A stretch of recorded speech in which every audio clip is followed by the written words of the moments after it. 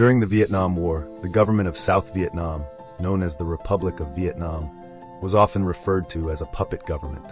Why?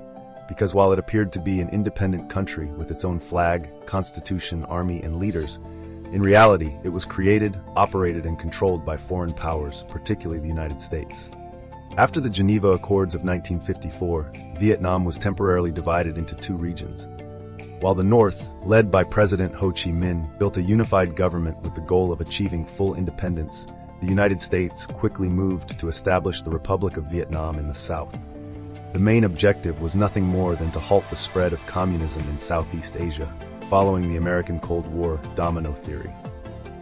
Ngo Dinh Diem, selected and supported by the U.S., became the first president. But in truth, although this government operated under the banners of freedom and anti-communism, its actual autonomy was extremely limited. Most major decisions, whether economic, political, or military, required direction or approval, either direct or implicit, from Washington.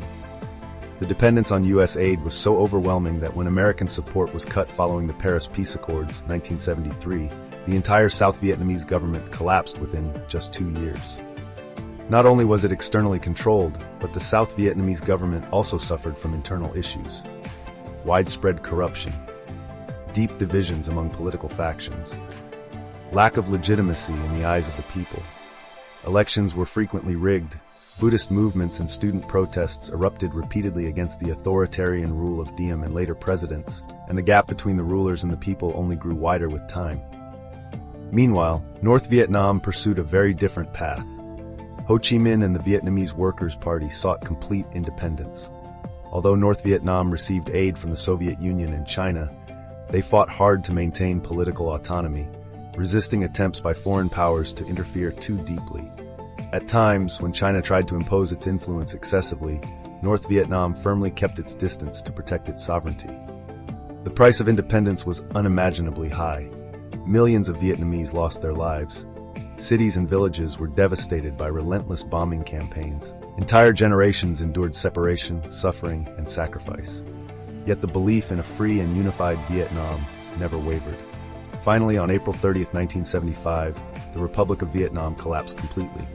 The last president of South Vietnam, Duong Van Minh, bitterly declared during his surrender, "We were puppets for the French, then the Americans. Shall we now be puppets for the Chinese?" This statement was not only an admission of defeat, but a bitter cry from a nation dragged through wars largely orchestrated by foreign interests. The unification of Vietnam did not merely mark the end of a brutal war. It also ended the era of puppet governments, states that appeared independent but whose strings were pulled by outside forces. Vietnam's history teaches us a painful yet timeless truth. Freedom is never gifted. Independence is not won through begging or compromise. A nation can only be truly free when it stands up and takes control of its own destiny, no matter the cost or sacrifice.